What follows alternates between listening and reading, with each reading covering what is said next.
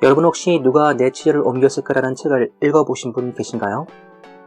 많은 분들이 생쥐들이 변화에 적응하기 위해서 새로운 치즈를 찾아서 떠나는 내용으로 알고 계시는데, 사실 이 책의 주인공은 생쥐 2마리가 아니라 햄과 허라는 어린이 2명입니다. 스니프라는 생쥐는 냄새를 잘 맡는다는 특징이 있었고, 스커리는 앞장서서 달려가는 특징이 있었죠. 그래서 창고 안의 치즈가 점점 떨어지자 스니프와 스커리는 서로 협력해서 새로운 치즈를 찾아서 다른 창고로 향해 가죠. 스니프가 잘 발달된 후각을 사용해서 치즈가 있는 곳의 방향을 알아내면, 스커리가 그곳을 향해서 앞장서 달려가는 방식을 취했어요. 그렇지만 치즈가 많이 보관되어 있는 창고를 찾기까지는 그 과정이 순탄치가 않았습니다. 때로는 길을 잃기도 하고, 방향을 잘못 잡아서 헤매기도 하고, 벽에 부딪히기도 했죠. 그렇지만 시행착오를 거듭한 끝에 결국에는 치즈가 많이 보관되어 있는 창고를 찾게 되죠. 이 스니프와 스커리는 치즈가 많이 보관되어 있는 새로운 창고를 위해서 우리가 어떻게 해야 하는지에 대해서 우화로 알려줍니다. 각 사람마다 가지고 있는 재능과 특성이 다르기 때문에 그러한 역량을 서로 협력하면 진행하는 과정상 시행착오는 겪게 되지만 결국에는 치즈가 많은 새로운 창고를 찾게 된다는 겁니다. 그런데 사람은 아는 것과 실천하는 것이 많은 차이가 있습니다. 햄과 허의 모습이 바로 그렇죠. 햄은 그냥 딱 봐도 얼굴에 불만이 가득 차 보이죠? 매사에 불만이 참 많은 아이예요. 대기업의 제품을 독점으로 납품할 때는 참 좋았습니다. 치즈도 마음껏 배부르게 먹을 수 있었어요. 그런데 어느 날부터인가 대기업이 다른 업체에도 물량을 주문하는 거예요. 그래서 햄이 대기업에 납품할 물량이 줄어듭니다. 그러자 매출이 줄고 치즈도 배부르게 먹을 수 없게 되었어요. 햄은 짜증이 납니다. 누가 내 치즈를 옮겼을까? 계속 줄어드는 치즈량에 화가 나기 시작했어요. 그래서 대기업도 짜증나고 다른 경쟁업체도 짜증나기 시작했어요. 그런데 안타깝게도 주문 물량은 계속 줄어들기만 했어요. 그리고 앞으로 주문 물량은 더 줄어들 것이라는 것도 예상이 되었고요. 그렇지만 햄은 스니프와 스커리처럼 새로운 치즈를 찾아서 이 창고를 완전히 떠나야겠다고 결정하지는 못했어요. 왜냐하면 이전에도 시도를 전혀 안 해봤던 것이 아니었거든요.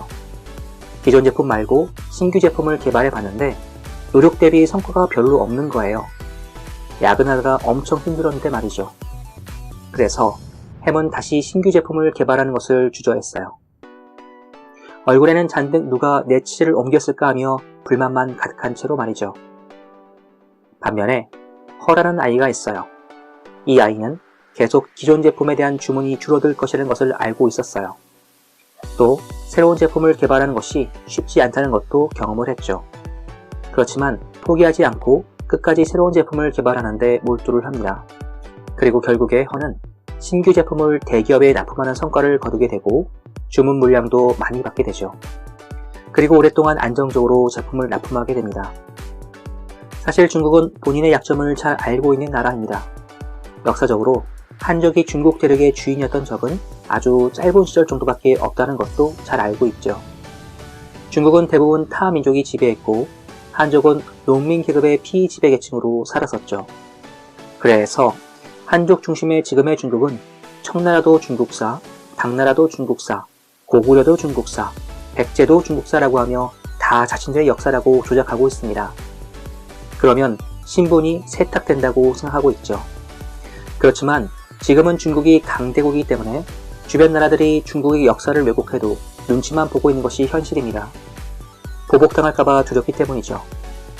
또는 혹여 찍혀서 뇌물을 못 받을 수도 있고요. 그렇지만 중국 주변의 나라들은 중국의 이런 역사 왜곡 행태를 보면서 중국이 여러 개의 나라로 쪼개져서 힘이 약화되기를 바라고 있습니다. 그리고 중국은 에너지 안보 자립국이 아닙니다.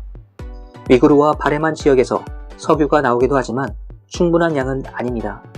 그래서 중국은 1대1로 프로젝트를 통해 에너지 안보를 확보하려고 하고 있죠. 1대1로는 바닷길과 육로를 통해 안정적으로 중동으로부터 석유를 공급받으려는 거점 개발 전략인데, 핵심 전술은 바로 뒷폭탄입니다. 1대1로가 지나가는 길목의 나라마다 돈을 왕창 빌려주고 그 돈을 못 갚게 사업을 부도내버려서 그 나라를 빚의 노예로 만들어서 말을 잘 듣게 만드는 방식이죠. 그로 인해 1대1로가 지나가는 나라들은 이미 빚의 노예가 되어서 친중화되었습니다. 한편 미국은 중국의 1대1로 프로젝트의 성공을 막기 위해 육로는 파키스탄과 이란에서, 바닷길은 호르무즈 해협과 남중국해에서 분쟁을 만들었죠. 그 결과 1대1은 돈만 날리고 석유 수송 루트 연결을 못해 이미 실패했다는 얘기도 나오고 있습니다. 중국은 14만 명이 넘는 인구를 갖고 있고 식량 자립을 위해서는 농사를 지어야 하는데 중국 농업용수의 근원은 바로 티벳 지역입니다. 그래서 중국은 티벳이 독립을 하려고 할 때마다 어떻게 해서든 이를 막고 있죠. 티벳이 독립을 하면 중국은 충분한 농업용수를 확보할 수 없게 되기 때문입니다. 한편 미국은 이런 티벳 지역의 독립을 기밀리에 지원하고 있죠. 중국은 하나의 중국을 강조하지만 사실 중국 사람들도 잘 알고 있습니다. 중국은 하나의 중국이 아니라는 사실을요. 지역마다 언어가 많이 다르기 때문이죠. 북경어를 공용어로 사용하고 있지만 대다수의 중국 사람들은 북경어를 잘 구사할 줄 모릅니다. 사는 지역의 방언을 주로 사용하고 있죠. 사실 부유하고 교육 수준이 높은 위치의 사람들만 북경어를 유창하게 구사하고 있습니다. 이런 차이와 빈부격차는 항시 시한폭탄과 같은 존재로 남아 있습니다. 언제든 어떤 시발점으로 인해 폭동과 분열로 이어질 수 있으니까요. 코로나 사태로 인해 경제공황과 미중 무역 분쟁으로 인해 생계의 어려움을 겪게 되면 그 시기는 더 빠르게 다가올 수 있습니다. 그리고 미국은 중국에서의 이런 내분과 내전을 조정하고 있죠. 역사적으로 중국과 한국은 상관관계에 놓여 있었습니다.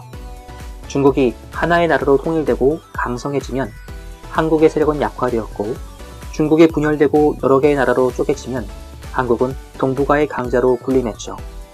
그리고 앞으로 그 연결고리는 계속 이어질 것으로 보입니다. 미국이 중국의 힘을 약화시키기 위해 여러 개의 나라로 쪼개는 시나리오를 진행하고 있기 때문입니다. 그리고 스니프와 스컬이 쥐들처럼 미국과 남한, 북한이 공조를 이루면 치지창고는 더 빠르게 찾아질지도 모릅니다. 북한에는 육군이 있고 남한에는 공군과 해군이 있습니다. 그리고 미국에게는 우주군과 금융 세력이 있기 때문이죠. 그러면 쪼개진 중국에서 부도난 중국 회사를 헐값에 인수할 수 있고 경매로 나온 중국의 아파트들을 값싸게 쇼핑하는 날이 곧 올지도 모릅니다. 이상 존토하였습니다.